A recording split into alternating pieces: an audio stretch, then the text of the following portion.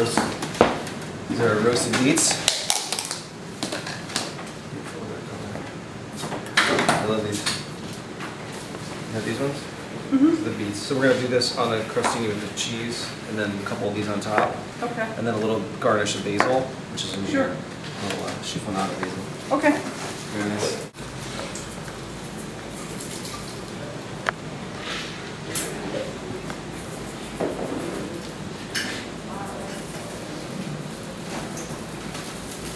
We should do this for the shelter sometime.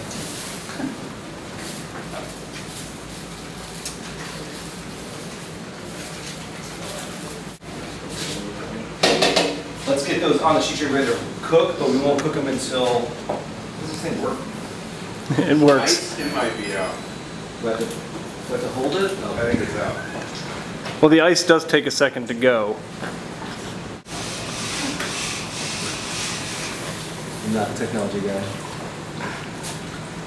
The master chef can't make a glass of water? Is that the joke here? I'm telling you right now that I can't figure out. I've been trying to figure it out. But you know, the faucet doesn't have buttons like this. Right. I'm used to a faucet. I'm sorry. Right, that's why I chose this industry, because there's no computer involved. Yet.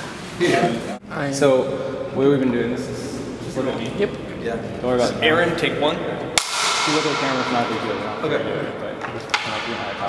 Dialogue. So like that. Tell me what you're doing with your life 3 years ago. What am I doing in my life 3 years ago? 3 years ago I was working, actually I was unemployed. I was sitting at home wondering where my life was going to go after losing my job in the financial industry. And it was time to make a career of it. And my good friend Renee asked me to join them for a shelter. Next thing I know I was cooking them once a month. Before I knew I was in culinary school, and here I am owning my own business today. And I mean, you were out there, you were looking for jobs. And you actually had a couple people call you back for interviews, right? Like right around the time you're starting the shelter. And then you were like, no.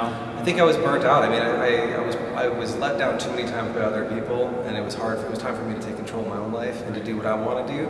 And this was, I think this was the chosen path that I found for me. It gives me a canvas, right? Every day my canvas is a white plate. No more Blackberries, no more Microsoft Outlook, just a lot of good love, a lot of good food. What was it about cooking that drew you to it? Why for me, starting was actually more tangible. It's showing tangibility. It was the idea that I was doing something with my hands creatively every day. I mean, walking through my day-to-day through the sales job, it was waking up, drinking coffee, sending emails, Facebooking, MySpacing, emailing, killing time for 3 hours.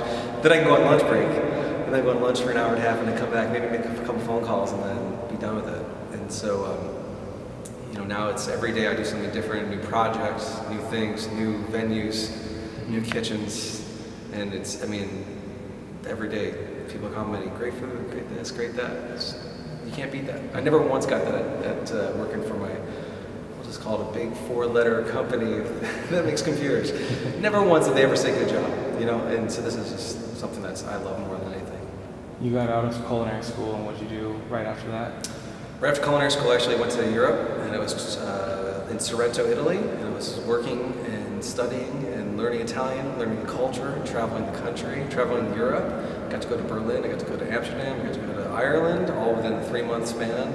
Just eating every day, cooking every day. I even got to start teaching out there to some English-speaking guests, I guess, in Italy.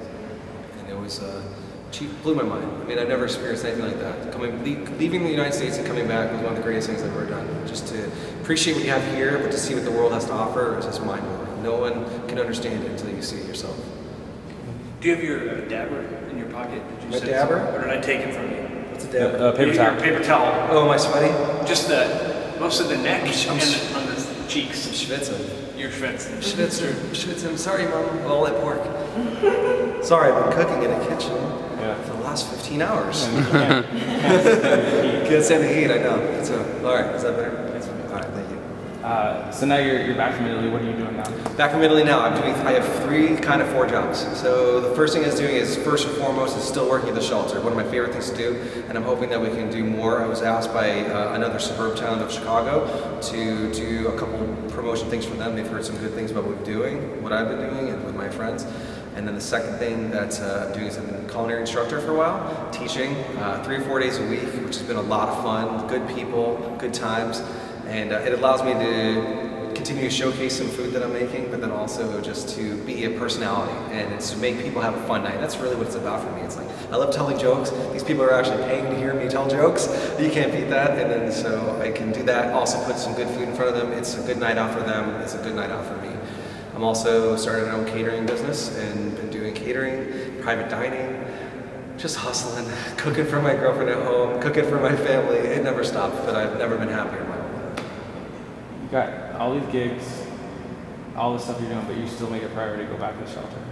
Always first and foremost. Why? First and foremost, I just think that if I can give back to my community more than anything, it's important to me. I think that everyone deserves a good plate of food. Everyone deserves a little comforting. If it helps them sleep well at night, tell me that.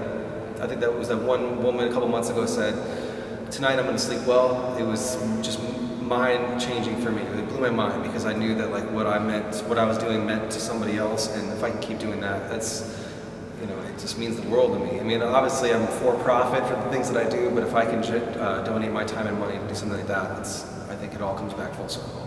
That's why I keep doing it, and I won't stop. I'll just keep doing it. I want to do more if I can, so I'll keep loving it.